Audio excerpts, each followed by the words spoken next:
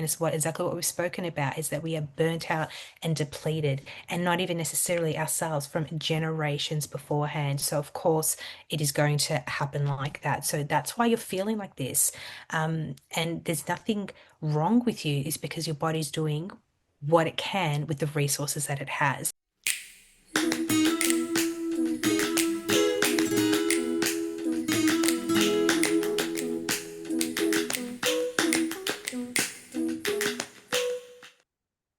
Hello, and welcome back to a Woman Refined podcast. I'm your host, as always, Lauren Renee. And this month on the podcast, we have one of my good friends, Anna Grillo. Anna is a HR consultant and a kinesiologist, and she works specifically with women to help prevent burnout. In fact, that's the name of her company, Prevent Burnout. So we have a great conversation. Really, really interesting, goes for a long time, but we talk about everything. We talk about hormones and how they play into the narrative of peri-menopause, whether that's actually true or not, and how we can best work with our bodily systems and our biology to make sure that we don't end up in burnout and that we get to live the best life that we want to live because we deserve to. So I loved this conversation, and I hope that you will too. And there's a point in the conversation where we kind of talk about, look, if you've listened this long, this is where it gets juicy. You might start listening and think, I don't know if I'm into that, but then an hour and a half in, you're like, oh my God, this is the best podcast ever. So let me know if you have that experience too. Because it's sometimes it takes us a while to get warmed up, and sometimes when we get in a flow of things, like sparks fly and epic bombs get dropped. So I go on a rant for a little bit, but I hope you like it. And I would love to hear what you think. So you can send me an email, a womanrefinedpodcast@gmail.com. You can let me know what you think, or you can suggest other people you'd like for me to have on, or you can shoot me a DM, a_woman_refined on Instagram. Or you can actually just do all the regular things like, share, subscribe. You can also comment on Spotify now. You can like you can on YouTube, and those things really, really help the algorithm. So, I'm actually interested in what you think and how you're finding these episodes. So please let me know, and I'd love to hear that feedback. Otherwise, sit back, relax, and enjoy Anna Grillo. I'll see you next month. Yeah.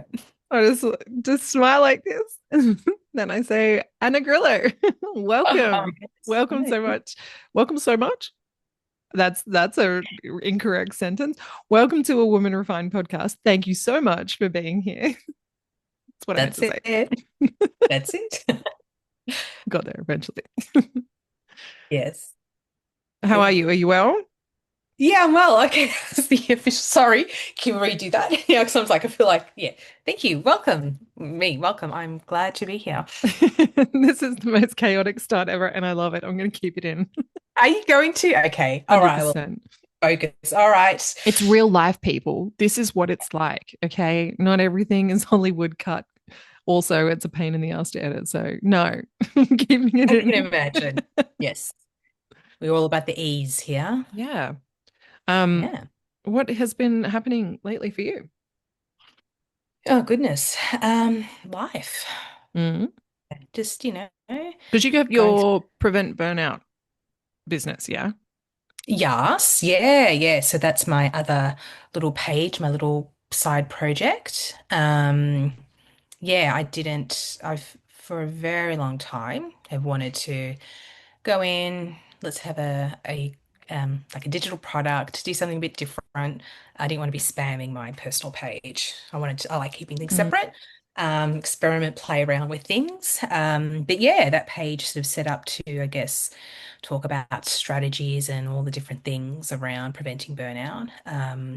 Did you do that because you got burnout, or did you do that because in your clinical practice, like with kinesiology, that you saw so much burnout and you're like, I can help prevent this? Like, what was the catalyst? Both. Yeah, So fair of enough. course, always we teach what we know, yeah, what we Hmm. know.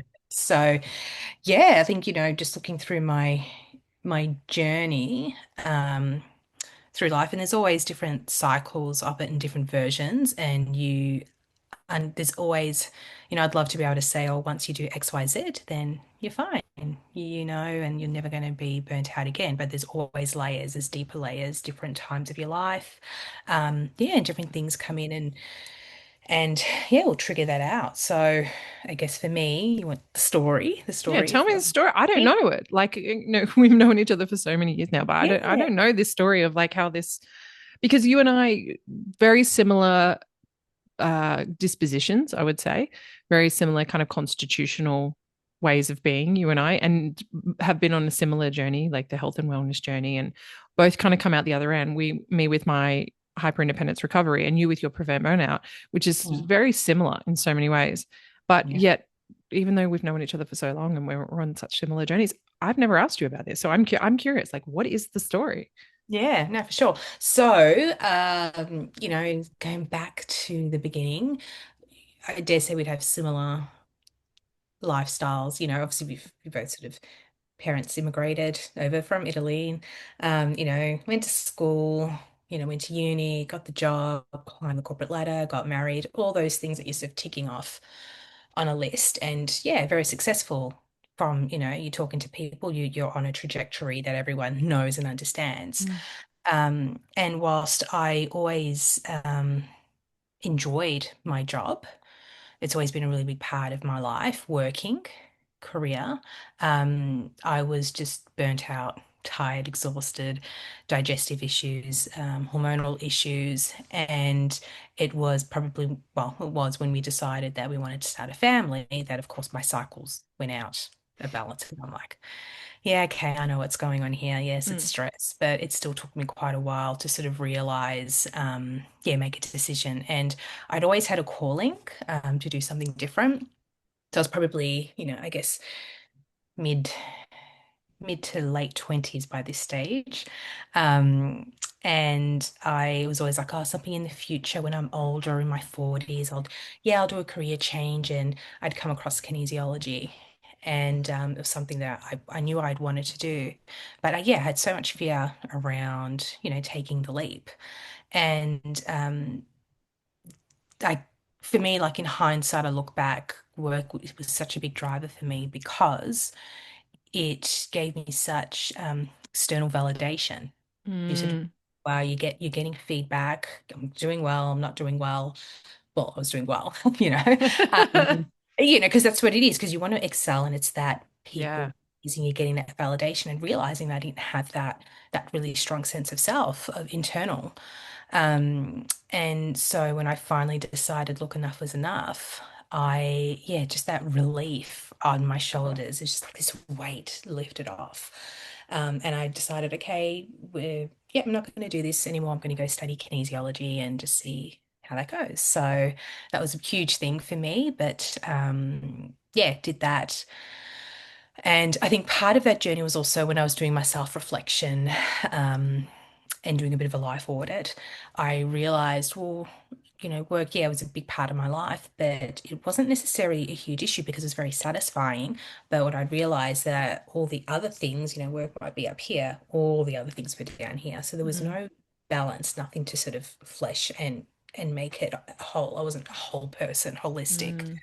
Mm. So that was a lot to do with it. And I guess it's important with my next stage of my journey because, with that, I remember I transitioned at work. I stayed there for another 3 months and I went part-time. So I was outside grounding. Or it was probably this time of year, so was getting into spring, and really just, yeah, creating a lifestyle that was very nurturing and nourishing.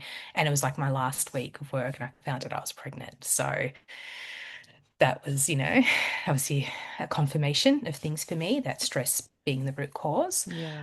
and how that sort of impacts so much on our body. And, from that, so I go from working, corporate, full-time role, all that type of stuff to now studying kinesiology, pregnant. So I swapped. So even while I felt much more fulfilled and I started to reach that balance, Mm. I'm suddenly on the other side of it. And I still, even though I'd created a better lifestyle, I still hadn't really gone deeper. So, Mm. having a child, is a big thing, initiation into motherhood. Mm. I'm studying, and it took me around 3 years because I went part-time, and then I fell pregnant again. So by the time I finished studying, then a few months later, I had my second child. And yeah, and then I'd already had started a bit of the journey, but motherhood really pushed into the whole health and well-being journey as I really understood the way the body works and what that looks like and the choices that we then made for Mm. our children. And then suddenly finding that we decided to home educate our children and not bring them into the system, throw that in there. So, yeah, there were all these things. And, I guess my children were a really big catalyst for me to getting very clear on well, who I am, what my values are, and what I wanted to, yeah, just how I wanted to support my children and raise them in the world. So amongst all of that, it was probably around, where are we, 2025, around 7 years ago, when I sort of got sick of my own bullshit, just trying to do all the things, Yeah. um, and going like, yeah, this is getting ridiculous. Like, yeah, just not feeling, especially after my second child, like when I had my daughter, that's sort of when I learned about paleo and went gluten free. Well, I was sort of doing it beforehand when my pregnancy journey, but yes, all those things, and I was feeling really good. And I thought, surely my second pregnancy will be amazing. But it's like, no, I didn't, never really recouped as much Mm. as what I wanted to, as what I know I could be. So yeah, around 7 years ago or so, I'm studying. I'm not studying. I'm sort of doing a bit of work, seeing clients. I'm homeschooling the kids. Married my husband, doing all the things, helping him with his business, and then said, yeah, no, enough's enough. Yeah, you know your cues, you know what when you get into the overwhelmed, overstimulated, um, being on the What phone, what are distracted. those cues for you and like for other people? Like if someone's sitting there and going, what, like, how would I know that I'm getting close to burnout? Yeah. So I talk a lot about what I found really useful is sort of understanding what's going on. So people are probably really familiar with stress. Fight, flight, freeze. Fawn is sort of a new one that they talk about as well, and polyvagal theory. But you got to think about we are ancient genes living in a modern world, and we have the subconscious mind, the brain that will, like, we don't need to think about breathing, blinking, body temperature regulation, and so forth. That just happens naturally. So that's what we talk about when we talk about the subconscious. So it is constantly scanning our environment, looking for triggers. It's all about survival. First and foremost, it is about survival. So we have the hormones, adrenaline and cortisol, Yeah. they're ready to go. So if we are faced in a life-threatening position, the body will automatically scan, go, what are our best chances here? Is it to fight? Is it to freeze and hopefully camouflage? And the predator will go looking elsewhere. Or will it be to flee, to run away? Obviously, then they talk a lot about fawn being a very appeasing sort of response to, again, trying to protect us from adverse outcomes, from Mm. death, basically, in an Mm. extreme form. And so that serves us really well. If you're walking along and a car zooms by and all those types of things. But in our modern lifestyle, we don't really have that. Our stress response gets triggered by so many other things, Mm. from bills, emotions, and just the lifestyle, societal lifestyle that we sort of live nowadays.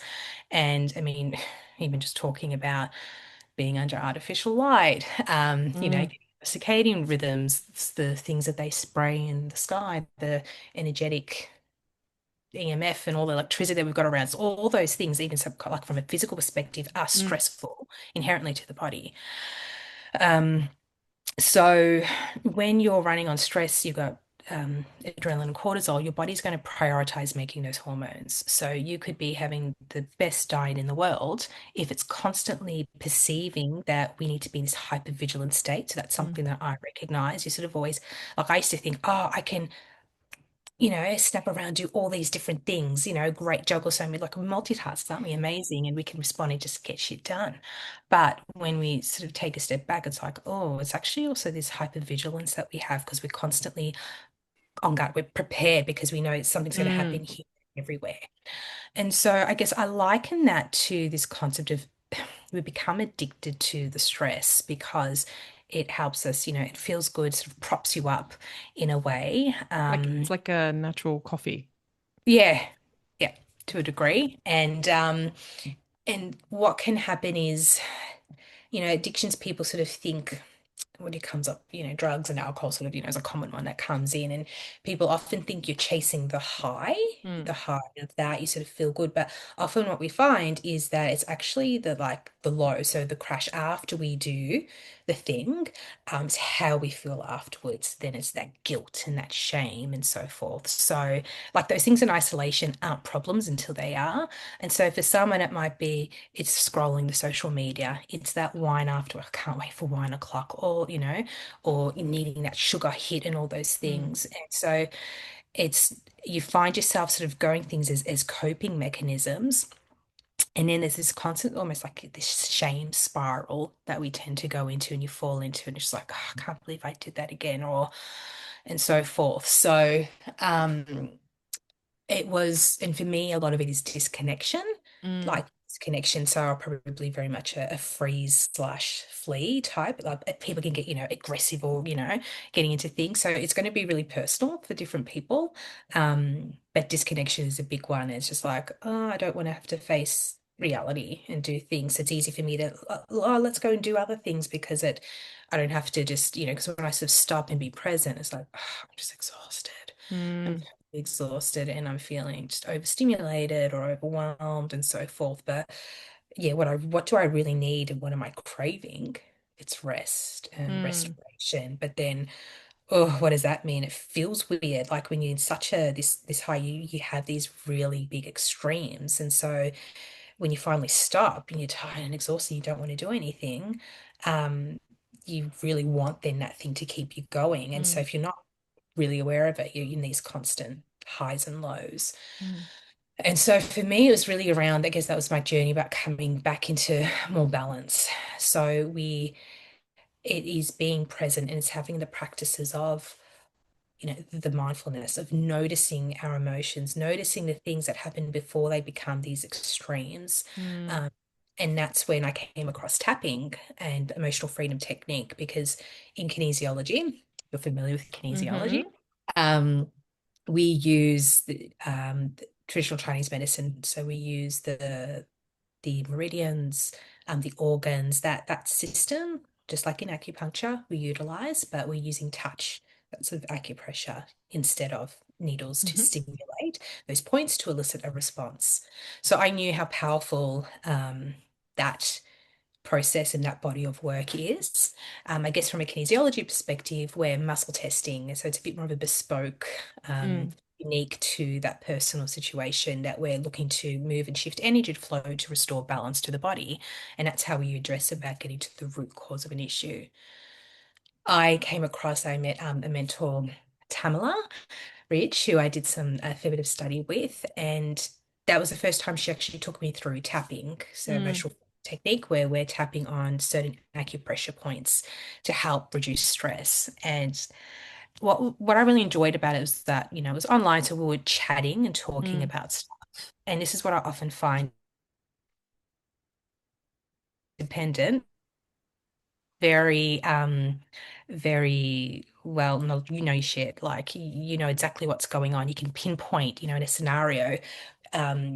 We can do all the research and find, and it can be really difficult, to get help because we know specifically what it is that we need.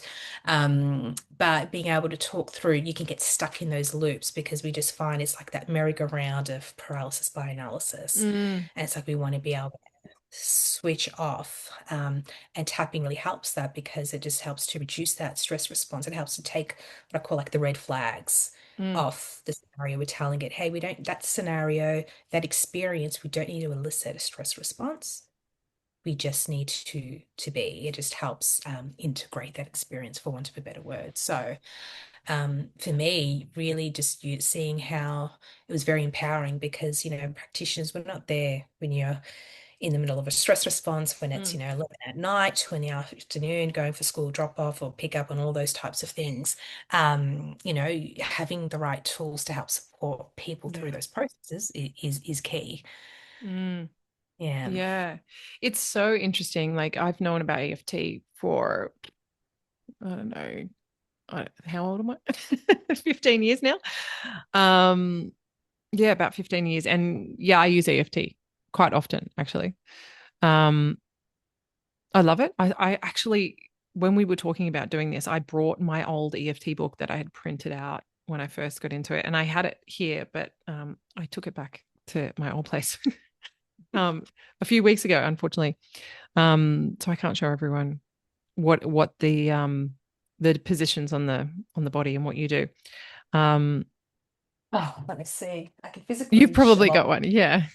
And I didn't, here's what I prepared earlier. Oh, which you could have. Here's my poster and show you. Do you like me? Let me go into my books here. You know Now I it's love a getting to good the room. book. I can have that. I plan on getting it laminated. But yeah, I'll have something here for us to review.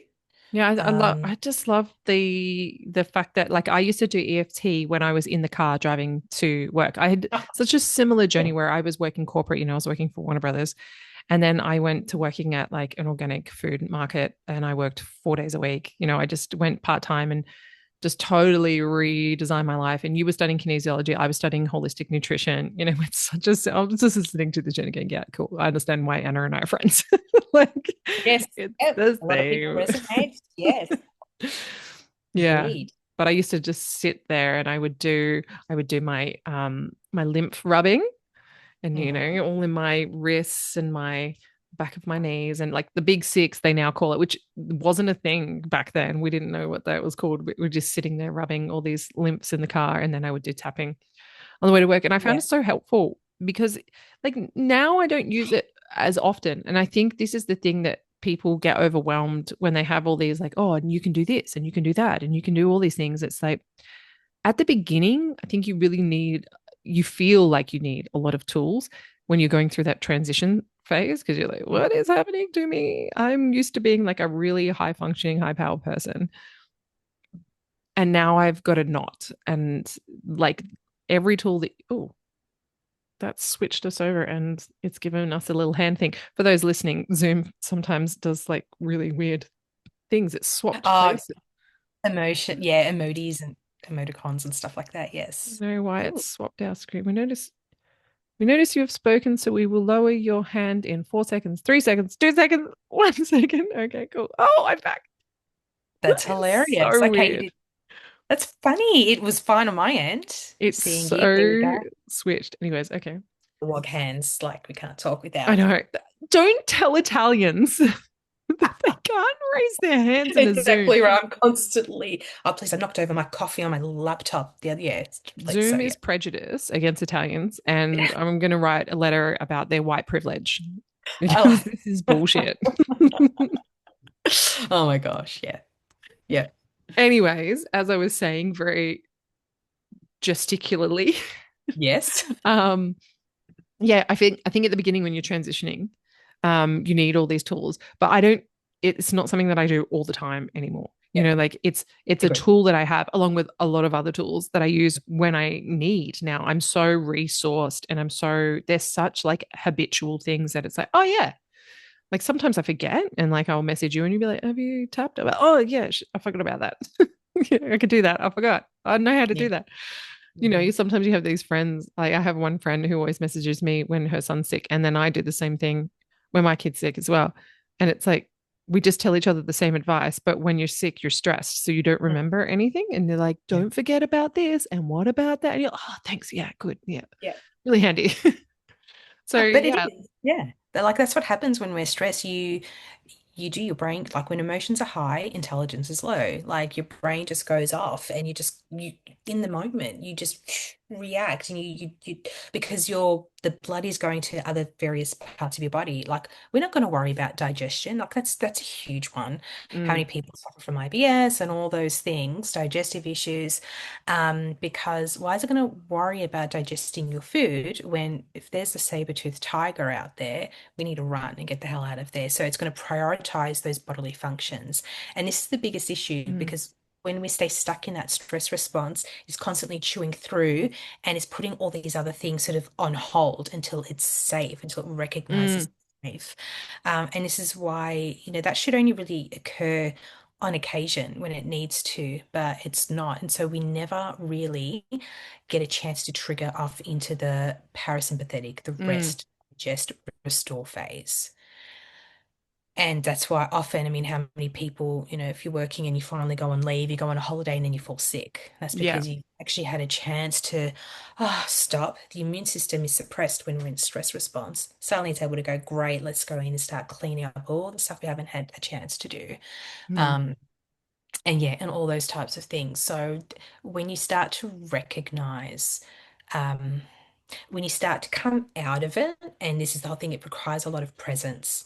And so these practices of like the noticing, of doing the tapping, that helps bring you back into awareness of your body. We're not just mm, sitting in the mind. So that's why it's a really great transition shift. And when you're doing things like that, when you finally have that, and then suddenly you go, oh, like this is what it just feels like just to be. Um, Suddenly it's a lot easier to start to recognize when you're starting to get heightened again. mm, So we stop, like I said, with the big seesaw of emotions, it starts to come in. So, like if five is equilibrium, for instance, like people who are listening along, um, that four, 4, 6, 3, 7, you mm, sort of you can catch yourself here. Yeah, it's a lot easier to catch yourself there rather than when you are hitting an 8, 9, 10, because mm, by then it's too late. It's very easy to flip the lid and off we go. And yeah, the outbursts happen, the stress response, all those type of things. You can catch yourself at that 7 point and go, hang on, what's my practices? Start bringing you back down to the mm, midline. Um, so you're not constantly jogging at the edge. And this is what we are, we're at those edges. Let's mm. just bring it back in. Yeah. Show me your little pictures, like for those who are Well, I listening. realize these manuals have got it aren't in the manuals, but I don't know. Can I share my screen? Because I have one. Here's what I prepared earlier. I have actually an image that I share. So if I'm Okay. able to do that, Mm, um, oh, let's see. No, it says all participants can share. okay, great. Now how do I do it? There's a Don't share know. button down the bottom. For those who are listening who are like, that's very annoying. Do you know I have a YouTube and a Rumble? You can actually just view this very easily. Um, this Okay. is actually how I found out that Are You Here for the Truth had a viewing version of their podcast because I was listening and they had Ralph Ellis on and he was like, if you just look at this pyramid over here. And I was like, I can't, it's on Spotify. And then Joel was like, do you know that we have this view? And I'm like, Cool. oh, there we go. Hey, there we go. So we've got top of the Mhm. head, the eyebrow, side of eye, under nose, chin, collarbone, side of hand, underarm. Mhm. I have one that is my one has all the fingers as well, and then the side of hand just in case you miss Yes. anything. Yep, absolutely. And so you can have many, look, there are hundreds of acupressure points across the body. So, Mm, you're touching anywhere over, you're going to hit something. The ones that they've chosen, there'll be special points. We'll have, deeper meetings, and they'll work with the deeper, like with the Jing, and with the spirit points they might mm, be, or yeah, the way they act within the body, they just perform greater change to bring balance within the five element mm, um, chart circle there. Yeah, so that sort of, but the main ones, I guess, okay, if we want to be, Western science side of things mm, and psychology, when they're doing a lot of their evidence-based research. So Dr. Peter Stapleton, she's an Australian psychologist up in Queensland who's done a lot of research into it, which is wonderful. Um, this is sort of the process that they use. These are the main tapping points that they tend to use as part of that. And so a lot of their research will show like they'll take saliva samples before and after tapping over, a series of weeks, and there's a significant difference between adrenaline and cortisol levels that are found. How do So they explain it? What's their mainstream bullshit version? yeah, actually, yeah, interesting.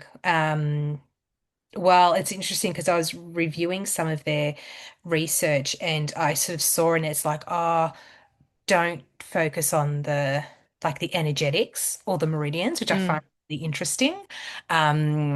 It's because I'm like, that is the reason why this works. Yeah. That's how when I was like, that's the reason why. So yeah, anyone who's done traditional Chinese medicine, like acupuncture and all those types of things, will sort of realize, will realize that, yeah, that's why those things work because we're restoring balance within the body. We're shifting energy. Like I'll often talk about the collarbone points. This is Mm, kidney 7, it's the end of the kidney meridian, and that's related to the water element. So that's all about accessing your innate wisdom within the body. mm, And when that's out of balance, fear and anxiety will come in. And so that's a really powerful point, and that's one that, like, if you're going to think of any sort of points, just sort of rub in on that because it's also what we use for as a like a brain balancing point as well for the left mm.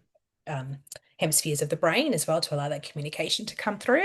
It's one of our pre-checks in kinesiology. So, yeah, we know the way that, yeah, the body works, and a lot more research is just going to continue to come out now as, as there'll be And what do greater. they reckon? Do they reckon it's just like touch to the skin, like constant pressure and constant stimulation that is like calming to the nervous system through Yeah, look, touch? that's going to be really interesting. Like I said, because when I did my study, I was studying through, we did it more through the lens of the energetics. Yeah. So that was why. Yeah. And so how they're just like, oh, the way they found it, that's what helps and that's what works. So, um, yeah, we're going to have to See what they say. exactly right. Yeah, I'm really curious. Now I'm just like, I'm really curious. Yeah. Like how do you With explain like all of these phenomena? When you're they do, like, yeah. what's your mainstream explanation for this very clearly energetic process that's happening right here? But I can imagine they would be like constant touch and pressure is comforting through nervous system stimulation or something like that. I can imagine that would be their um Yeah. reasoning, their mainstream reasoning behind it, which isn't entirely bullshit, which isn't inaccurate. But I know that like just touching maybe like your arm or your elbow over and over again, that doesn't have the same effect as doing those particular points of EFT. For me Mm, anyway. Um, and perhaps I'm a little bit more biased because I'm aware of those things. Maybe I don't know. I guess you would have to do a double blind study where you would, blind the participants and you would blind the researchers and you would say they're both EFT and no one would really know which one actually is EFT. It would have to be banned from looking it up and then you would have to do your samples to prove that hypothesis. But um yeah, it's mm, fascinating stuff. I've seen it work instantly in removing pain as well, like back pain on a man of like yeah. 50, 45, 50, back pain for like 10 years, Mhm, EFT, immediate release of pain, like no pain at all. And it's like he was how is this possible? It's mhm. it's fascinating because it's not just like stress is not just like this emotional thing that happens. It's such a physical response. Like it makes sense in my head that of course you're going to be storing all of that somewhere in your body unless you're like using your body system to like move things out. And a lot of us have genetic mutations. A lot of us have like stagnation. A lot of us have Yeah. repressed. We have generational stuff that's going on. We have cultural stuff. It's like all of these things, the food that we eat, the water we drink, the air we breathe, so it's all contributing, like you were saying before, light and all that. It's all contributing to a lower function of the biological human system, which naturally would want to detox and move these things out. But we don't live in that world anymore. We have biologically, we have not caught up to this modern society. So we need help. Mm. We need to like someone who can get that body back in balance because it's going to go out of balance pretty much every day, you know? And yeah, and that's the thing, and obviously that's what a lot of the, which I think we're going to be having a lot more discussions around this, and it's a big part of the conversation because I think people think, "What's wrong with me?" and Mm, this is wrong with me, and that's why I explain like just reminding people, and often people don't know either. Obviously, I mean, I love the biochemistry and understand the way the body works and so mm, forth. For me, it's such a big, okay, I get it. Yeah, it's not me. There's nothing wrong with me. My body is actually, the body is doing exactly what it needs to do in the environment that it's in. But I think we also need to recognize, I mean, that we've got, like for ourselves, for our great grandparents that would have been before, World War II. There was a shitload of chemicals, mm, since then. So, all right, so my grandparents, okay, they've been exposed to a whole lot of things already. Then my parents, then myself, then our children. You've already got, like, you're already hitting by the fourth generation. That's massive because this concept of like talk about what we really need to focus on is building more resilience and mm. capability. Yeah. But if your resilience is already decreased, you weren't even born. Again, if you're having children or from our grandparents, I'm not at 100%.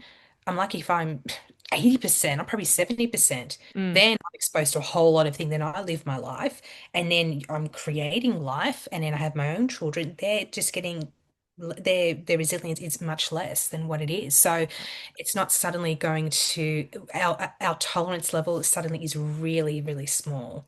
You don't have this, oh yeah, you can, oh yeah, we've got, 20, 30% to play with. You can, so it doesn't matter if you're not eating organic. It doesn't matter if, mm. you're living in a city and you're getting buzzed by Yeah. 5G, all those type of things that are happening. For some people, that's why there's people who cannot tolerate at all, versus others. So Mm. it Like really, those people with they like not just chemical sensitivity, electromagnetic sensitivity. mm, Those people, I just think, oh my God, they have to go live in the forest with like candlelight, you know, they can't be around any kind of electricity. Their bodies are so highly stressed and highly wired, probably with a bunch of genetic mutations as well, and like toxic levels of God knows what. But they literally can't be around any electromagnetic activity. That is insane. Imagine that level of sensitivity. Like if those people exist, then you've probably got something going on. and you look, this is the thing, we are so like people, like on one hand, yeah, we have labels. On one hand, they can be great because they help give language Mm, to something that we never knew beforehand. yeah. Oh, okay, that describes, now I understand. Oh my gosh, yes, that explains how I feel, and I can use that language to communicate to others to express what that means. Um, but then on the flip side, people can go, well, that is what I am. That Mm, explains it. So therefore, I'm going to stay stuck here. And it's like, well, no. Now that you know and you can explain it, what is it that you need to thrive? If you know you're being, and it's the thing, like overstimulated by just, lights, textures, all this type of stuff, how can we, create a lifestyle? mm, That helps to again build up this resting, this restoring, and building the resilience back within the body. So now, not everyone, well, people believe that they can't, mm. but you, you got to choose your heart. I Yeah. mean, we left again.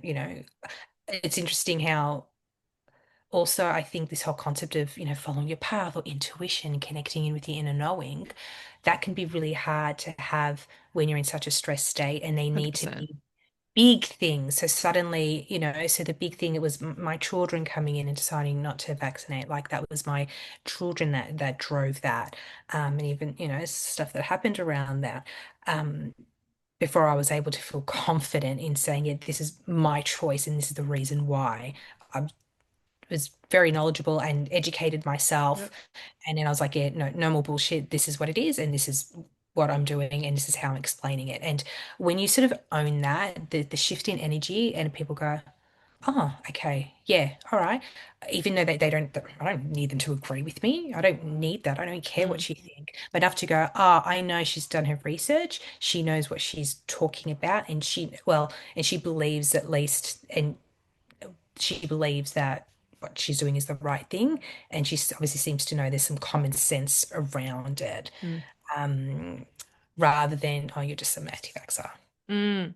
Feel Yeah, I crazy. don't, I never have people argue with me. It's so funny. People are like, Mm. oh, you must get it all the time. I Yeah. don't. I really don't. People, I'm like, try me because I Yeah. got, I got all the information. I can Yeah. argue until the cows come home. Have you been seeing these orbs flying around me? What is going on? I'm like, maybe it's a piece of fluff or whatever. I just keep seeing Oh, them. okay. I got some friends driving. Something is happening. There you go. The mystical podcast. What is going Exactly on? right. Yes. We'll get The into that. Zoom screen is switching. Oh, I'm getting goodness. orbs. I'm getting messages. That's We're what's getting happening. messy. That's We're right. Spirit. we're playing in the energetics. We're talking about energetics, and it's like come See? all coming out to play right now. Yeah, it's very very odd. I'll have to re-watch this and see. Like it looks like fluff to me on the screen, Yeah, yeah. but then Just when I look in real life, I can't see it.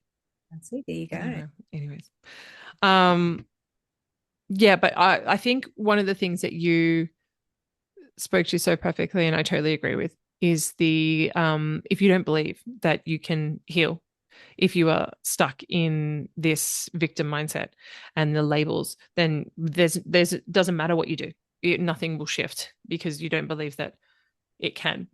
And I think that's like the key component to all of these things. Like you said at the very beginning, when you're like, I got sick of my own bullshit. And that's really where it starts. Like you have to start.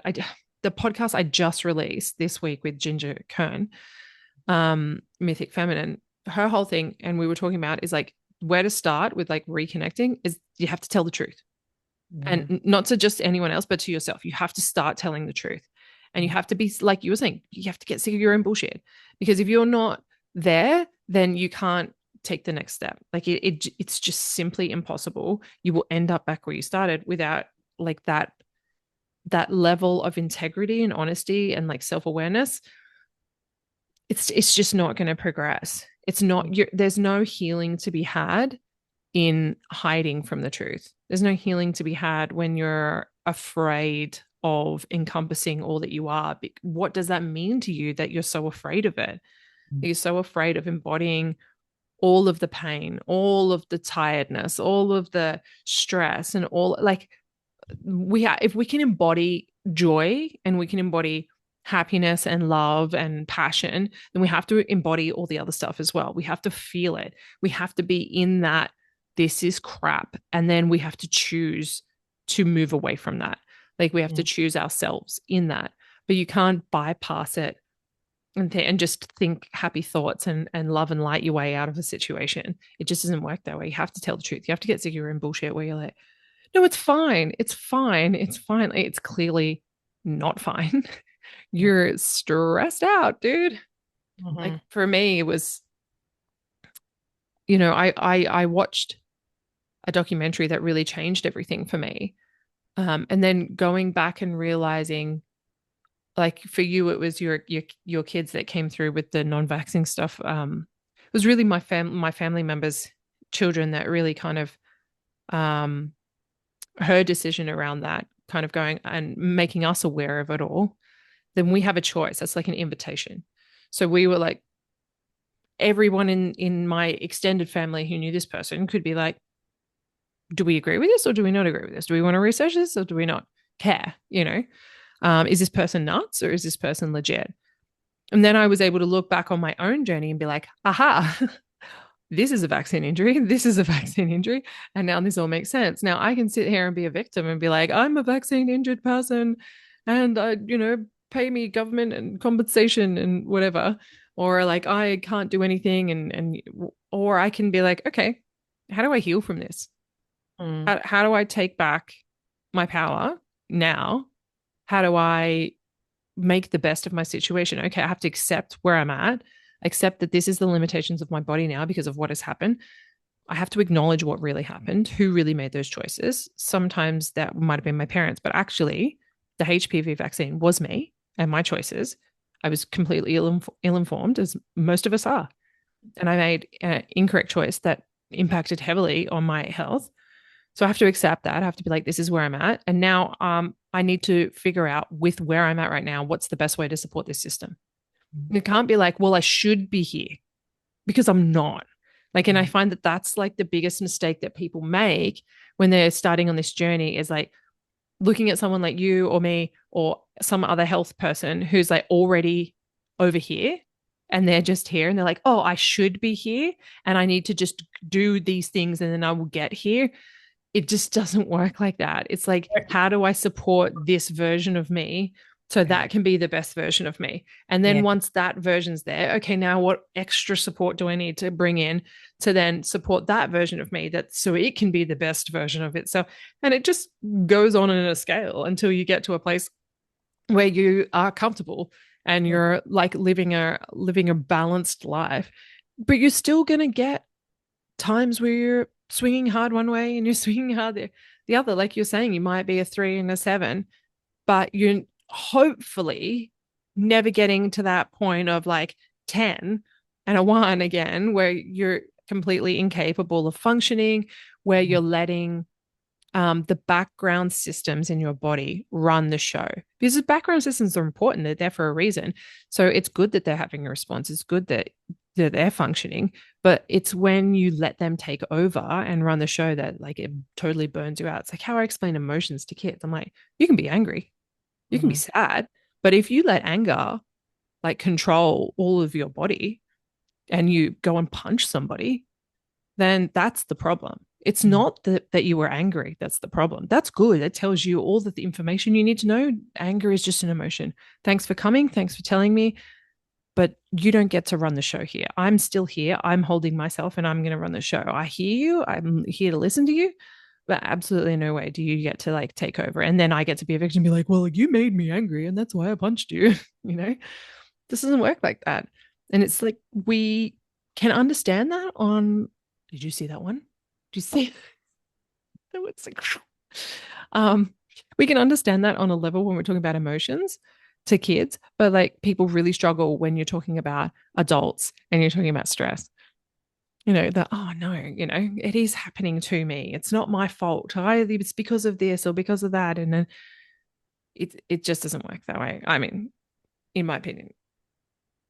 Yeah, no, it's such a hard one because and we're going to see a lot more of it now. And as you said, like it's the choices we made, yes, but it's also the choices you made at that time and with the knowledge that you had. Yeah. Yeah. But sometimes it's it's also having the discernment to recognize like so I often talk about it's the spiral of ascension. So we're constantly, we're learning new things and you sort of you come back to you'll come back to the same sort of situation and it's like, oh great, well we sort of learnt from it, so we're not going to go back down here.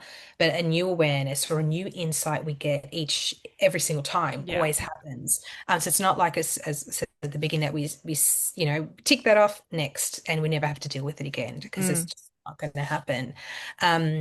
But it's also recognizing, like I said, discernment in because what I find is when you recognize you need, when you sort of stop and it's like everything feels so overwhelming. It's like everything needs to change. And yeah, often that sort of has to happen. mm, It's real dark night of the soul moment, the tower moment where you're just like, oh my gosh, everything, I have to break everything down.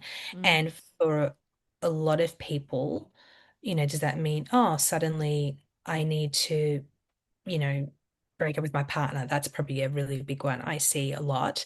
And it's like, no, that doesn't mm, necessarily mean that at all. What these are, they're invitations, and I always ask people to go deeper. So if you're feeling dissatisfied, obviously, and a lot of that happens, especially when I think you're finding when you're on the threes and the twos, the ones, I mean, you're feeling very um depressed or oppressed as well. Like it just doesn't feel like, and it's very easy to get stuck into, I think because it is this hypervigilance thing, you always on the lookout to go, what's wrong?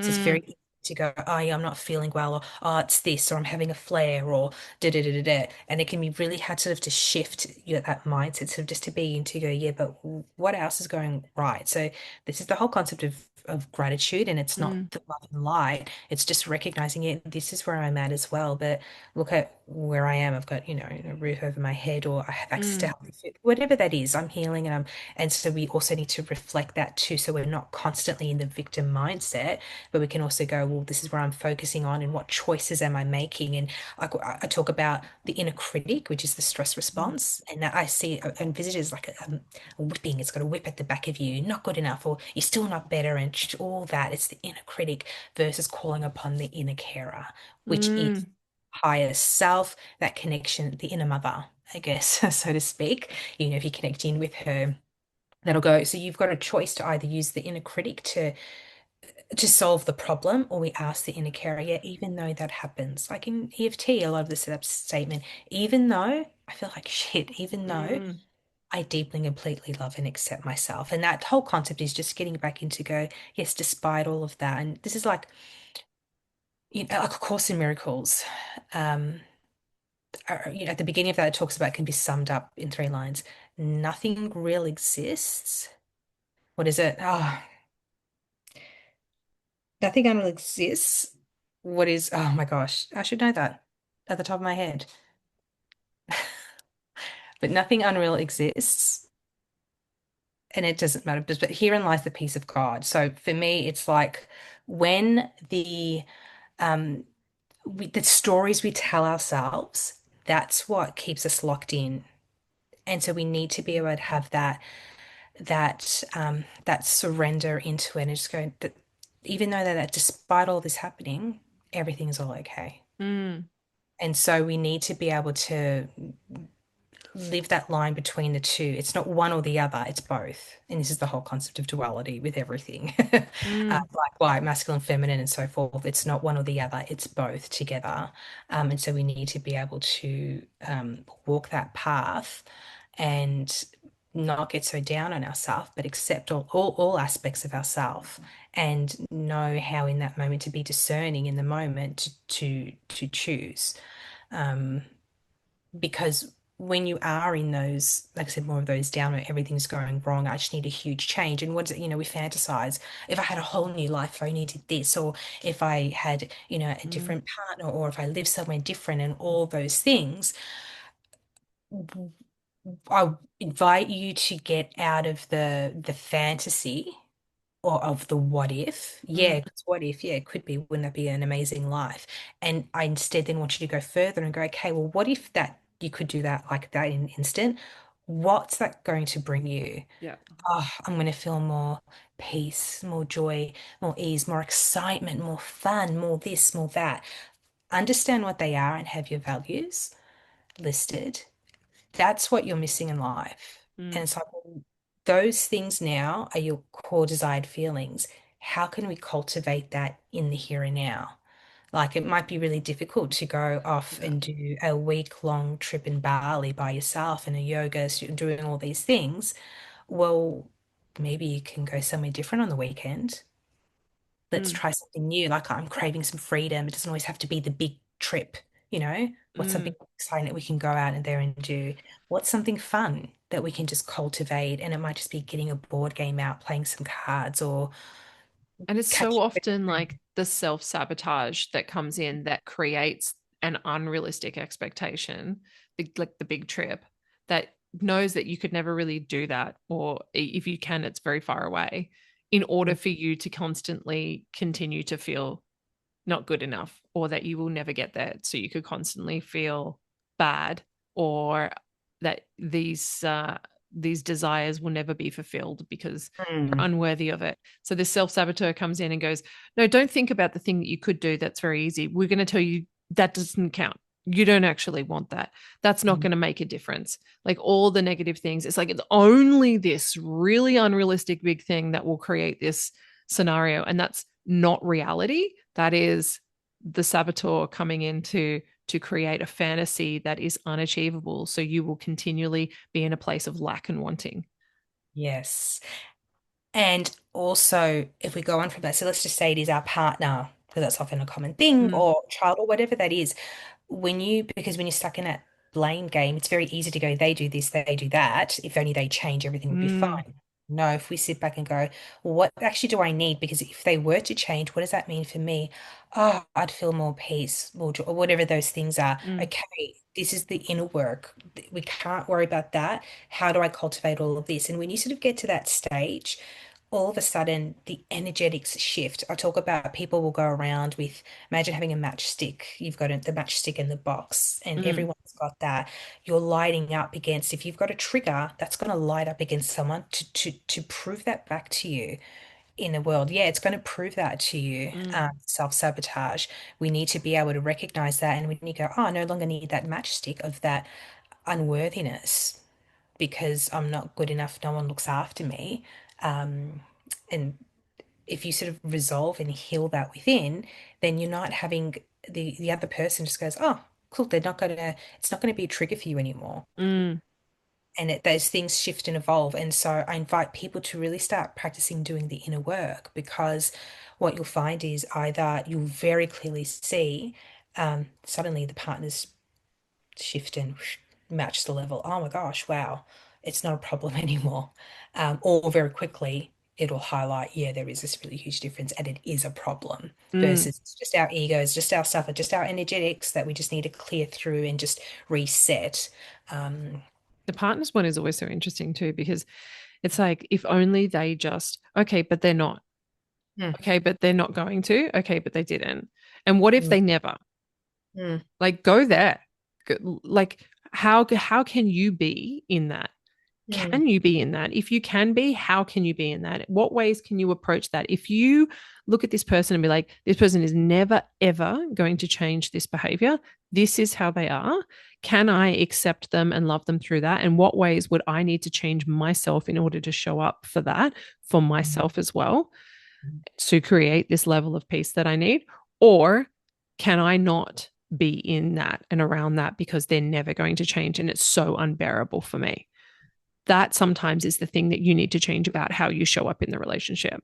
But it's never really about them changing. It's about you adjusting your expectations. Like there can be little things that they may need to change. Like maybe they don't say thank you when you do nice things for them. And you might be like, hey, that's really hurtful. And I feel underappreciated. And then maybe like, oh, thanks for letting me know. And then they go around saying thank you moving forward. I'm not talking about those things. I'm talking about the things that make you think this person is this way and therefore I need to break up with them because they are affecting me in this way. It's like those huge things that are seemingly insurmountable in your head. Like there is a voice that's like, this is it. Um, that's when you're like, okay, so but where am I in this? mm. What's my contribution to this? Yeah. And like I think expecting anybody to change is fruitless. It's so fruitless. Like nobody's going to do that. So you go, okay, that's how they are. They're not going to change. How can I love and accept them anyway? I mean, obviously, if it's not a dangerous scenario, And caveat. absolutely. And I think this is for a lot of people that I support, which we are talking about people who are in, not in abusive relationships.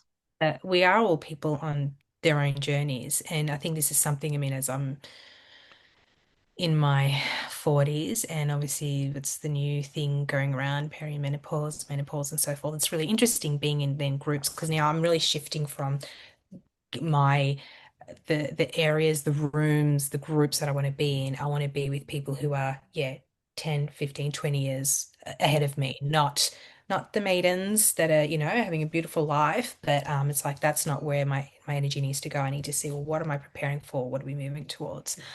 And so interesting because you do go, it is such an initiation because it's, I guess, I mean, they call it a concept of a second puberty anyway, but it Mm, is because I think that first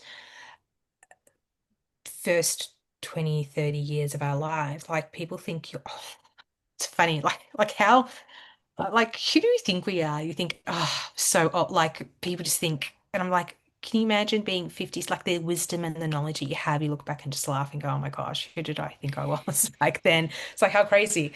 Um, 100%. and it's just like we are just sort of really hitting the prime. We're actually hitting the prime of our lives now. Obviously, there's a society that values beauty, and youth thinks of youth as being beauty, but it's like, well, no, no, no, it isn't. This is now we're seeing that, and I think this is where women have faced, obviously, often, yep, have had children again, and we're depleted. That's what's the it was an Australian doctor, and he talks about postnatal depletion, and it's like 10 years. It can take up to 10 years to recover nutritionally. So add that into the mix as well. If you're having kids, you're popping those, you're literally creating life, nourishing, nurturing that. Like we just think, oh, I just had a baby, that's fine. Yep, just go back to work and just constantly thinking, go back and doing all the things. So like there needs to be a whole reassessment on the way we do Yeah. life. And so no wonder we're so depleted. And this is what happens when the hormonal changes start to occur. Again, because stress is like we talk about being the root cause of everything because it depletes you so much. So it's like suddenly when those hormonal changes start to happen, when there's like drops, there's nothing there to help prop us back up.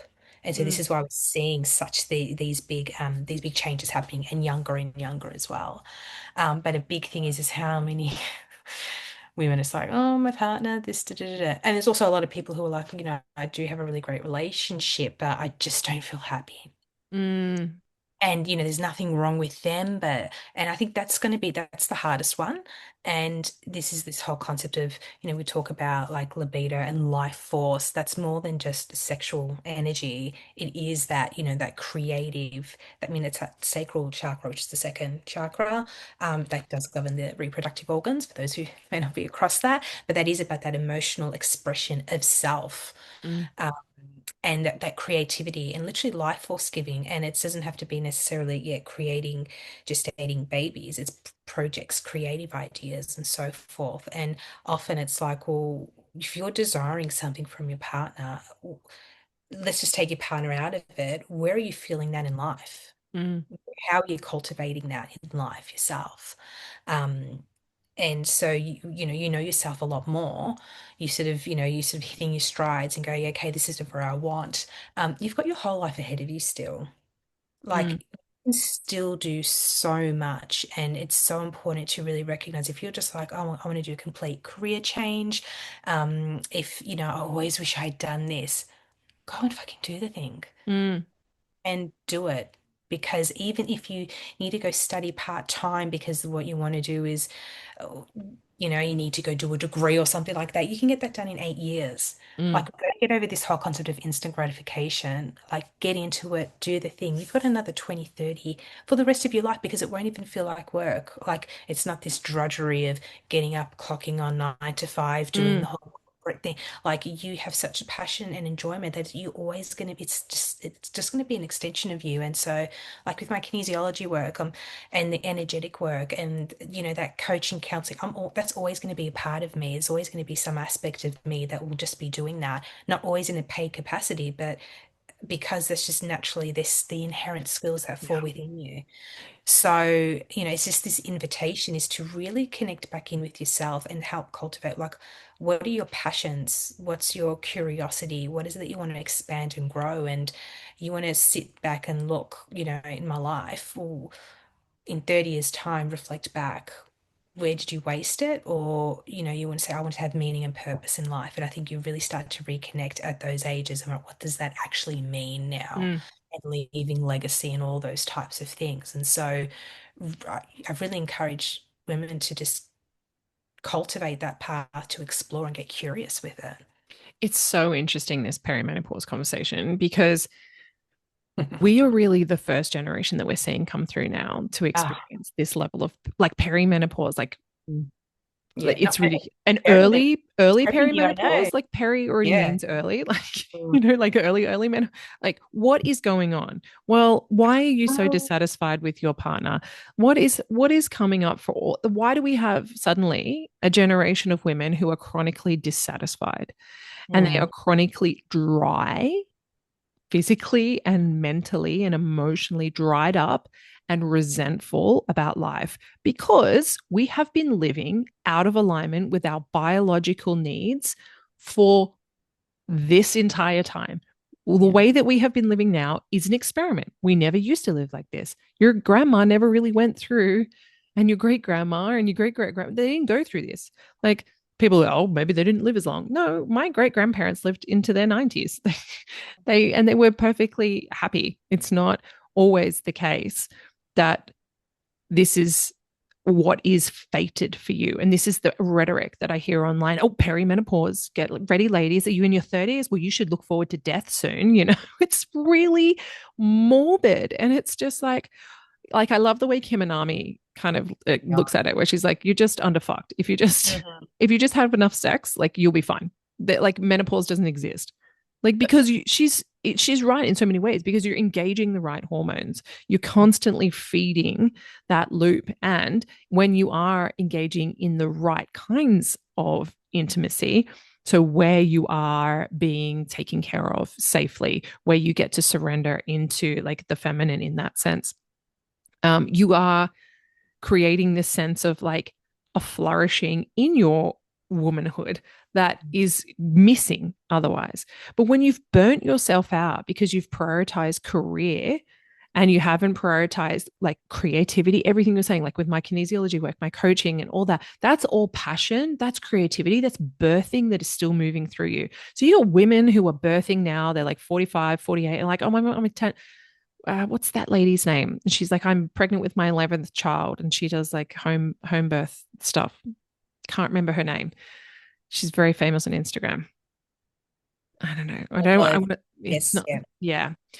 Anyways, yeah, she's like 45, pregnant with her 11th kid. It's this like women who are constantly like luscious and full of life and creativity, you're constantly birthing things. It doesn't have to be your 11th kid, but it could be your 11th project, that passion that's just come up through you. When you haven't ground down your essence, your playfulness, your joy in life, your juiciness, when you haven't like worn that away through corporate working and unfulfilling relationships and performative sex and like obligation relationships in your life, not just like maritally, but in your entire life. When you are filled up to the cup, you have your girls and you hang out together and you fill each other up and you have a community that supports you, you get time to yourself. When you do all of these things, perimenopause doesn't exist. Mm, So, what I'm seeing with this perimenopause stuff is like, hey, we're living out of alignment with our biological needs right now. This is a massive sign. We need to get back into alignment. And instead, what we're hearing is like, this is the doom and gloom. This is to be expected. This is going to start earlier and earlier. And you probably need to go on these kind of hormones to sort that out for you. You're probably just low in progesterone. It's like, okay, so why don't we take some herbs to support our progesterone? Why don't we all on some tribulus get that testosterone back up, because the estrogen dominance is probably not estrogen dominance, it's probably low progesterone, low testosterone. I know that's what it was for me. I didn't have high estrogen. I just, the other things were just burnt to a crisp, and they're like, I am non-existent.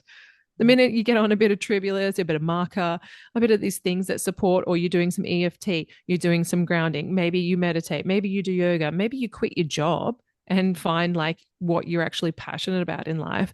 Like me doing this podcast is so like cup filling up for me. This is like, I love this. I could sit here and talk shit with people for hours every single night. I enjoy this. This is like welcome to an hour or two inside my head, and what I enjoy doing in my day-to-day life is just that I want to share this with people. And I like giving the knowledge that I have as well. That also makes me feel fulfilled. All of these things, you have to be intentional in participation of your life. And if you're mm. not intentional in participation of your life, life will drain you, and life has the wheel rather than you influencing that and actually like being in the beingness Mm. of what it means to be a woman. So I really love that you brought that perimenopause like conversation because I've been holding that in for a while. I've been wanting to like talk it, and I know that like so many women will be like, "You don't know because you're not old enough now. You just wait." And I'm sure I will just wait. But I don't need to just wait. All I need to do is look back on the history of women that have ever existed and say that this thing did not really exist beforehand. You can say maybe we didn't know what it was, maybe we didn't catch it. Women never talked about their feelings before. Women are historically repressed and suppressed, but also women were historically more nurtured. They were taken care of. They never had to stress their bodies to that kind of level every day. They never had to worry about the things that we have to worry about now. Some did, sure. There's always outliers who are in like abusive relationships or incredibly poor or, grew up in rough areas or rough countries. Sure. But historically, we were treated very differently and we existed in life very differently. We also lived a lot more communally. We were a lot more supported. We were a lot more emotionally supported. We had buffers all around us all the time. We didn't raise our children alone in houses trying to figure it all out for yourself, meanwhile doing a MLM side hustle selling freaking shampoo and whatever and essential oils. Like it's just insane what is expected of women these days. And then to be like, oh, well, but now you also should expect like this really unwell sickness and that you're probably going to blow up your whole marriage. And like, but that's fine because we don't need men anyway. They're fucking annoying. And like, the rhetoric is so toxic. And I just think you're our elders. You're our elders. And this is what you are passing down. My God, how do we have a hope if this is what is happening? And I just refuse. My philosophy in life is I can choose to accept reality or I can choose to not accept that reality. I don't choose to believe that that is the truth. Now, I might get a nasty slap in the face, or my belief might be so strong because I know the mind is incredibly powerful that if I'm just like, that doesn't exist and that won't happen to me, that maybe it won't. I'm willing to like take that risk. I'm willing to bet on that. But I also am willing to do all the other things that support my system never getting to that. I'm willing to do all the things that make me juicy and healthy and like full of life and nourishment. And I'm doing that for me now. Like yeah, just drives me crazy when I see it. It's all I see in reels these days. It's like, well, like, oh, you're turning 40. Let me just curate some reels for you. Like Well, this all is the terrible the things. Yeah, well, this is the like I love everything that you said. I'm just nodding along. Yep, yep, yep. You couldn't have said it better myself because this is the whole thing about labels, Mm, and now they're pathologizing because what now they've got the medicine because mm, yeah, HRT used to be a big thing. Oh, they couldn't sell it because it was wrong back then, but now they've sort of tweaked it, and now yep, it's back on the market. mm. And so what we're seeing, it's all these again. It's the same playbook. It's all the doctors talking about that. Now, we're not saying that these symptoms don't exist, not at all. No. What we're saying is that it is common, not normal. Normal. That's Yes. that's the whole thing because look at all throughout there's been it's modern society, it's an issue around modern society, and it's what exactly what we've spoken about is that we are burnt out and depleted, and not even necessarily ourselves from generations beforehand. So of course it is going to happen like that. So that's why you're feeling like this. And there's nothing wrong with you, is because your body's doing what it can with the resources that it has. Mm, So exactly like you said, it's like, well, I'm when you're feeling like this, you know how to handle it by supporting your body. What's the best way that we can do this? Now, that's really difficult. Like, if you don't know, if you're not already doing, herbal medicine, those things take time. And do you mm, know what? Do you know how many? I mean, as I said, in lots of groups, I know a lot of people who, yeah, and they're saying, yeah, they've taken their HRT, they're doing all this, and they're still experiencing issues. mm, So it's not the panacea to go, oh, just go take some hormones, because it could just be, it's not just an estrogen issue. There's so many others that are factored into it. And yeah, the quality of it. And then there's also herbs. And what I find really interesting, because the more I'm, researching and food and, what's the big thing now? All the protein. I eat all the mm, protein, mm, within 30 minutes of waking, 30 grams of protein, breakfast, lunch, and dinner. You need to be having 100, 120 grams per body weight. Make sure you're doing your 10,000 steps, weightlifting 3 or 4 times a week, all of that, which is great. But this whole concept of the pro-metabolic. So, your Ray Pete, Mm, Dr. Ray Peat's work. And what's really interesting is that I'm like, well, the reason why, like, I follow a few pro-metabolic trainers or fitness people, and I'm like, oh, no wonder you get such really great results because of you looking at the food. And mind you, they'll also talk about occasionally utilizing progesterone. mm, Um, as well as a protective mechanism. But then when you're looking at all the food that they're eating, it is such a nourishing. It's not this low carb, it's having carbs, you're eating sugars, you're eating fruits, you're eating real food that is nourishing and nurturing to the body. And mm, so when you become so depleted and you're in stress and scarcity mode, because the metabolism goes down, and it's the whole thing with the whole weight, um, you can't just restrict your food because your metabolism is slowing down or mm, can slow down, then you can't survive on 800, 500 calories. It's just not going to happen. So we need to flip to the other side where now we need to build up, get to understand what your maintenance calories are, feed, nourish, move yourself, and then heal that first. Then you can worry about that other stuff, which is annoying. You think yeah, yes, I wish I could, I'm currently in that process myself, trying to figure that out. And again, it's new level, new devil, as I say. Again, we're dealing with the stress, the mental, emotional stuff. So working yeah. through, get that down pat. Now it's getting back down to the physical for me and finding, oh, where are the tweaks that I need to work to help support me through this? Um, and it does require a big adjustment. It does require a big change. Like, it's funny, I was corporate, then I was, studying and seeing clients. And then when we moved away from Melbourne, we're out of the city, we're out on some land. You make your choices, you choose your heart Mm, for how mm, you choose to live your life. And my husband's, closed down his business and he's sort of working on the land and doing stuff here. It's like, well, I'll sort of go back to work, but I was just like, I don't want to be opening up a clinic because I'm just like my capacity to hold space in order to do that. If I, for me, if I want to do something, I do it right. And in order for me to do it, is seeing X amount of clients and so forth. I'm just like, between all the things that I've got to do, I was like, I just want to go somewhere, do some work, receive some money, and come home. That's mm. it.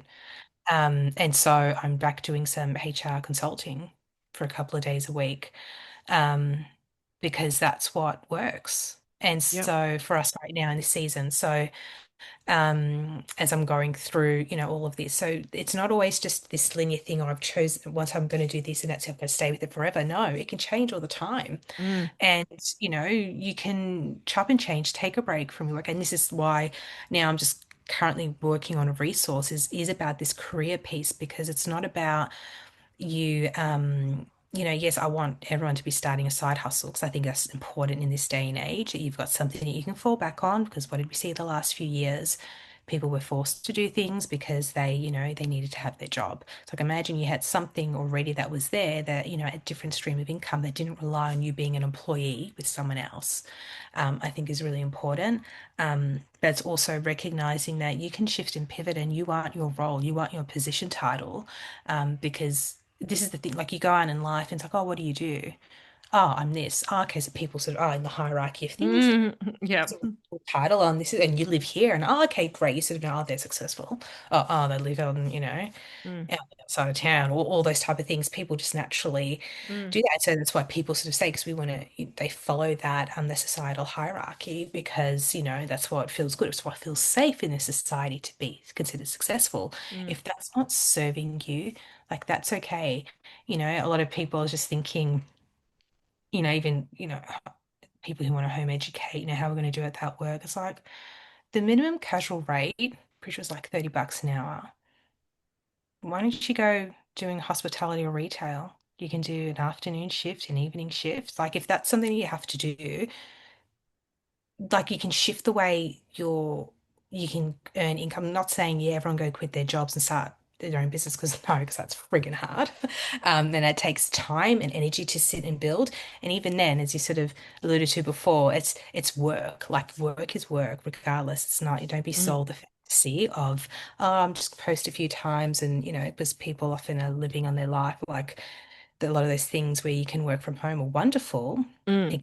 around your family, but that's also a con Yeah. because you work around and you're constantly on it as well, which.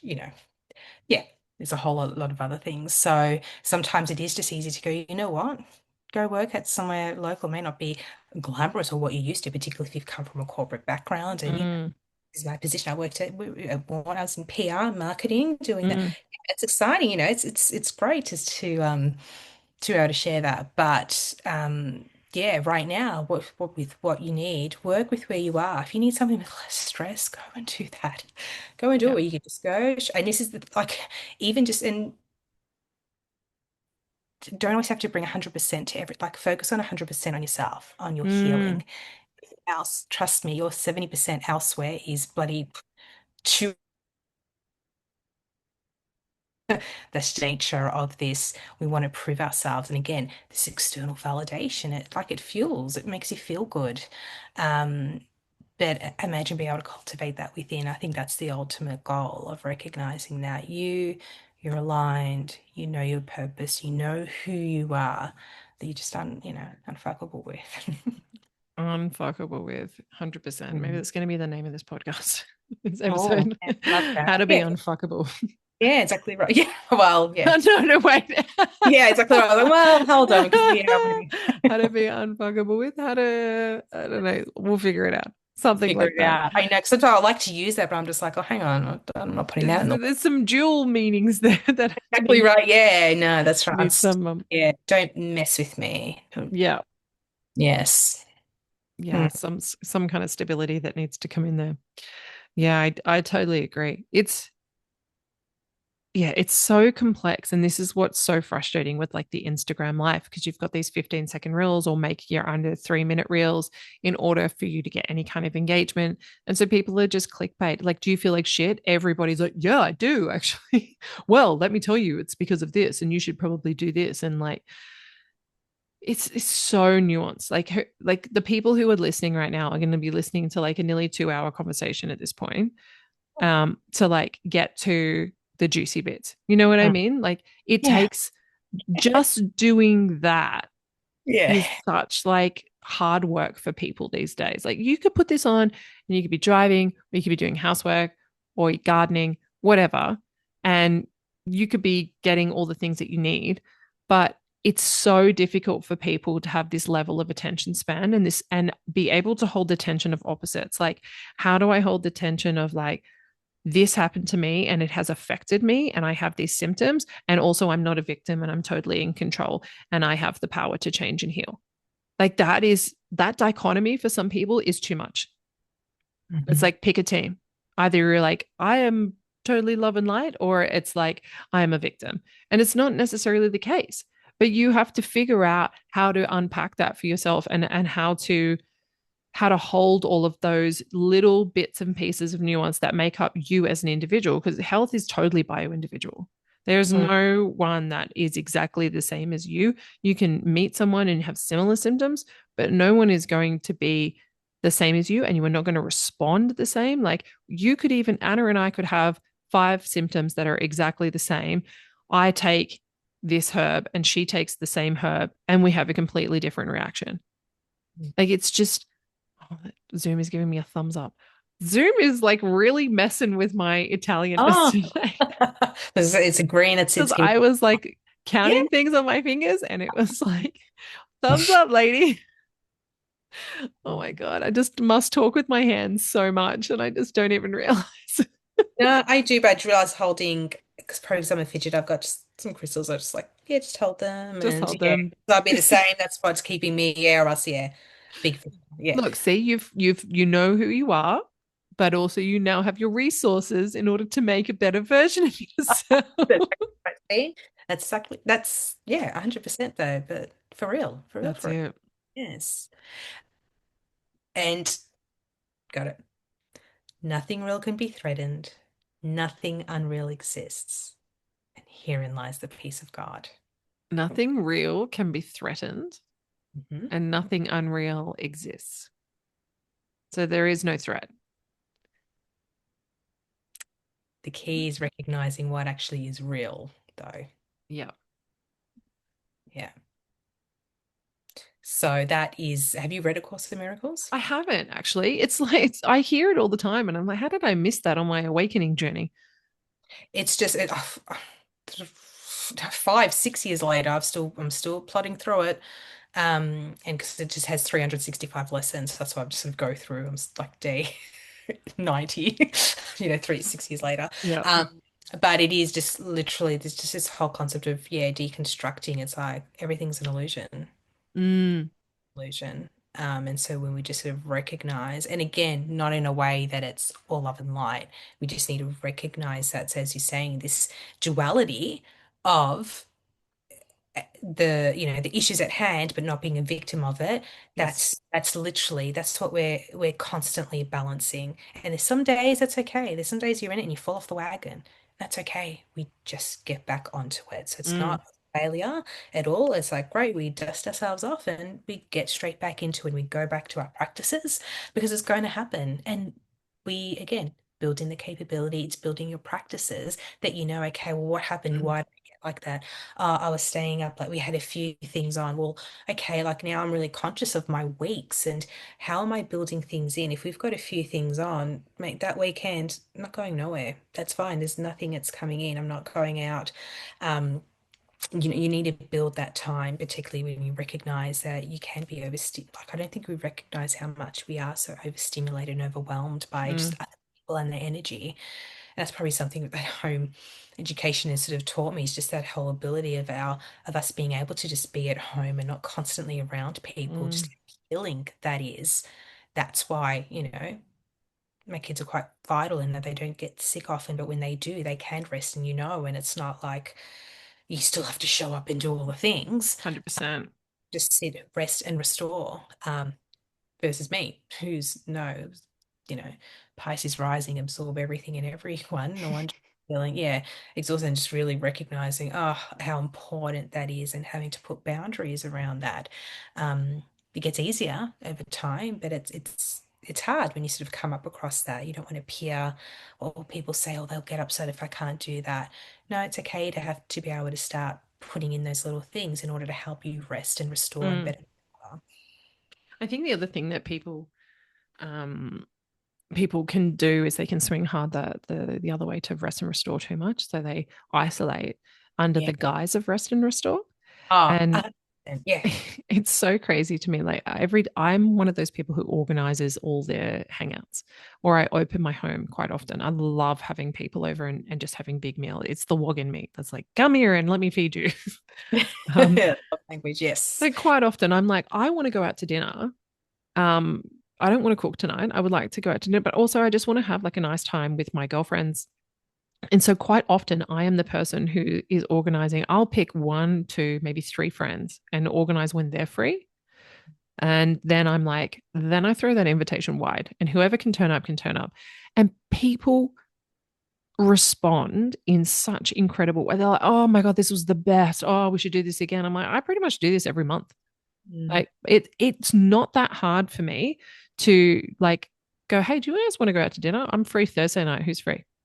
Let's go here. Like people have decision fatigue and they think, oh, it's too much to like organize everything, and it's really not. You just decide what you want to do, and whoever can come along and show up is the perfect people who are meant to be there.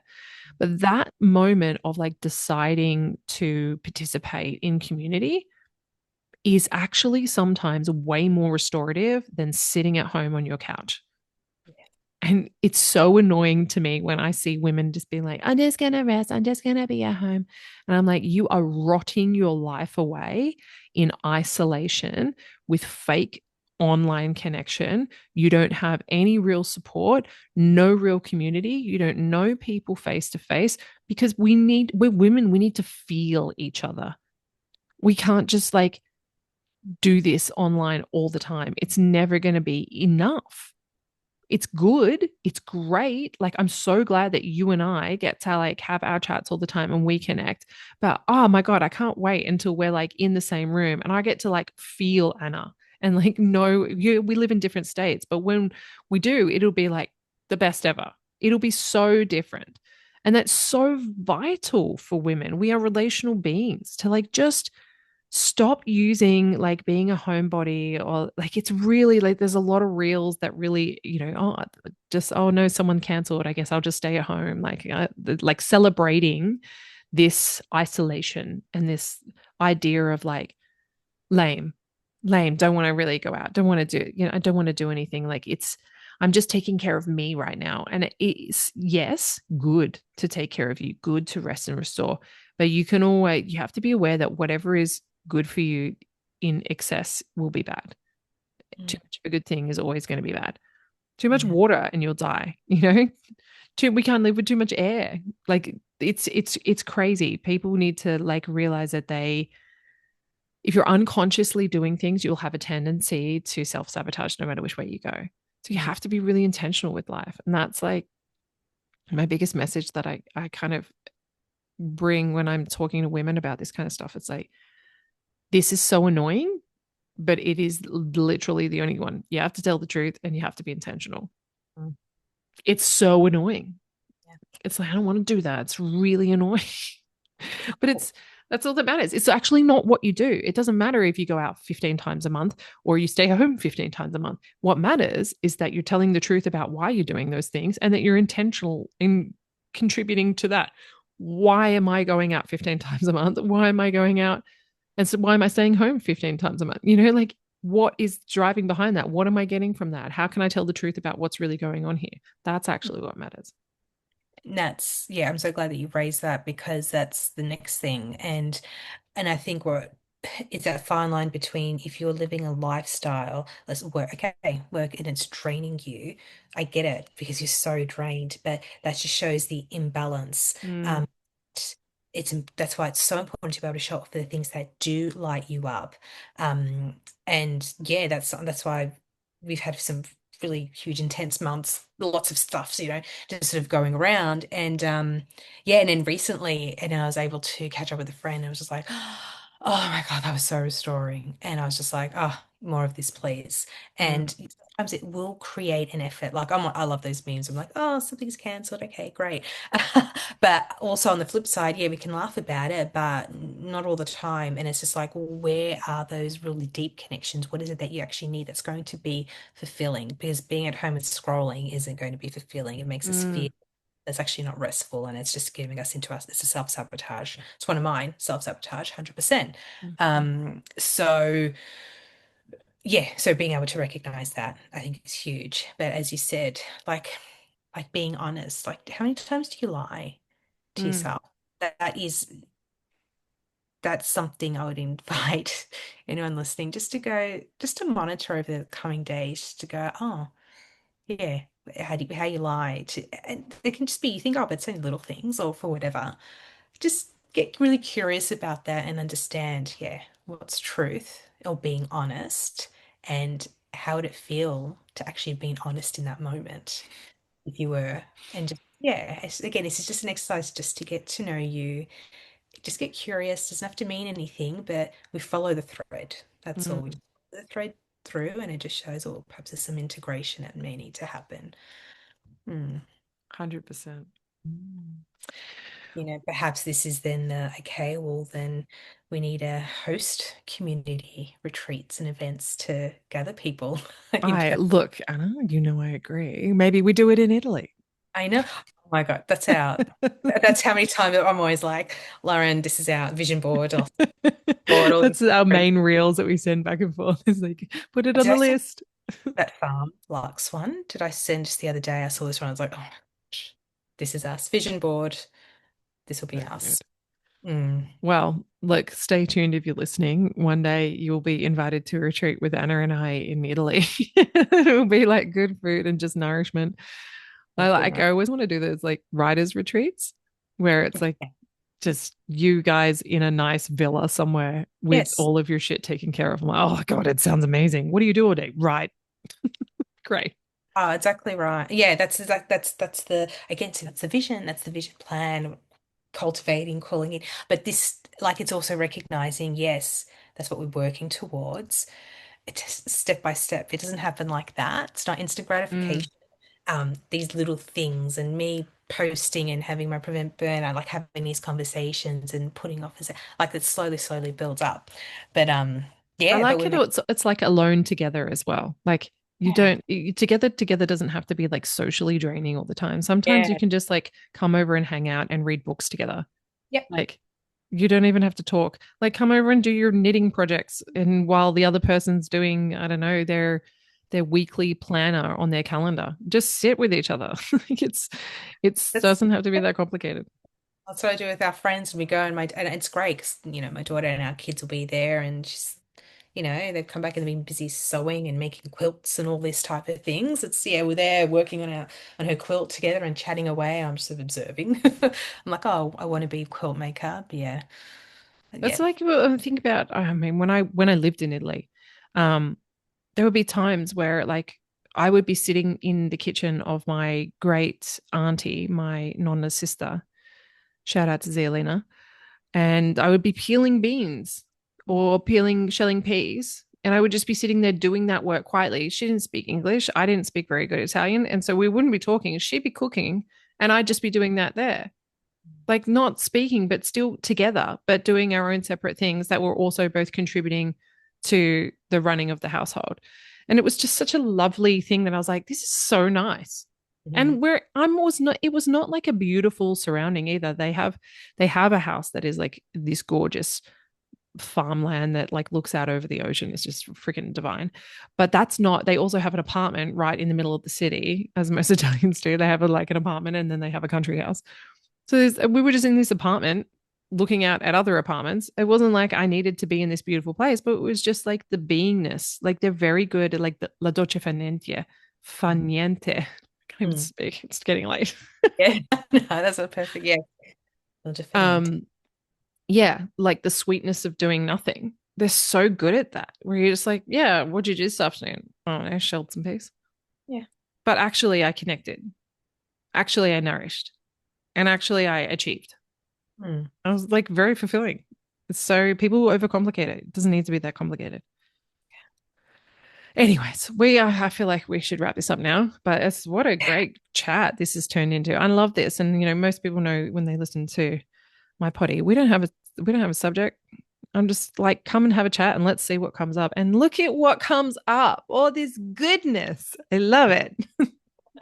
So good. So thank you so much for coming on and sharing all your wisdom and joining me and having a chat and talking about all the things. Um, can you tell people where they can find you and what you do and like how they can work with you if they're interested? Like tell us all about what Anna does and how that works. Yeah, I know. What do I do? Yes. Well, yeah, supporting people one to one. So, look, right now you'll see me over on Prevent Burnout. That's my businessy page. Go One support. word, It's great. On Instagram. one word, prevent burnout. Yes. Yep, yep. Prevent burnout, yes. So I'm figuring out myself through there as well. But so I'll have a downloadable for you guys very soon if you're, intrigued, particularly around this whole career piece. I want to shift and change, helping you just position yourself, resume, all that type of stuff, getting a new job that aligns or starting a side hustle. Um, but yes, also one-to-one coaching, support, and with a bit of kinesiology, EFT, all mixed in one. I do that. But then I've also got my personal, you can join me there. It's annagrillo.trueself on Instagram. My website's trueself.com.au. That needs updating. So, you feel free to pursue that, but it needs updating. So, yeah, I'm on Instagram, so just find me there. That's where I'm most active, and you'll see me show my face and share memes and stuff like that. So, And so you're going to have a resource for prevent burnout around careers and stuff. But are you still doing your kinesiology, seeing clients? yes, yeah, slowly in person, but online as well. We do some online stuff. So, I'm always like, oh, do people know how? Like, it's very effective, but I yes. use Anna, like just so everybody knows. I constantly, I'm like, help. Anna. And it's great. I was literally telling someone today about how incredible your work is. I'm like, she's always correct. Like it always, like it's bang on. And I just am like, always amazed. Even though I know it, I'm still surprised every time. Like, wow, great I know. job. I surprise myself as well. Yes, sometimes. Yeah, but it is like I say, you get feedback. So obviously, yes, obviously it works. So yeah, online. So yes, I do offer online kinesiology. Yeah, it's just general sort of support, but for people who are into that, because some people, if they're not really experienced in, Mm. be a bit thinner, but if you're like, yeah, 100%, let's go. Yes. Cool. And maybe you and I, who knows, maybe we'll work out something one day where we can put something together and let the people have a thing. Absolutely. Yes, I think that would be amazing because just with, I mean, look at all your magical, wonderful insights. So articulate. I loved it. You were an amazing facilitator for tonight because, yeah, it was literally, let's just see what comes up. And yeah, I think we work very similar. So yeah, if people are interested, hit Lauren up or myself. And Yeah. yeah, Let us know if you want to see something from us. We can sort some stuff out. We're resourceful. We can do it. exactly. Yes, here's creativity. That's It's it. We go come and get like all loosey goosey with us. exactly right. Yes. I would love that. All right. Thank you so much once again. And I'll put all of your information in the show notes as well. So if everyone wants to click through, and I'll tag you on Instagram, obviously, so people can see you there. But thank you for coming. And hopefully, we'll have you back again sometime soon. Yeah, it'd be a pleasure. Thank you. Welcome. Bye. Bye.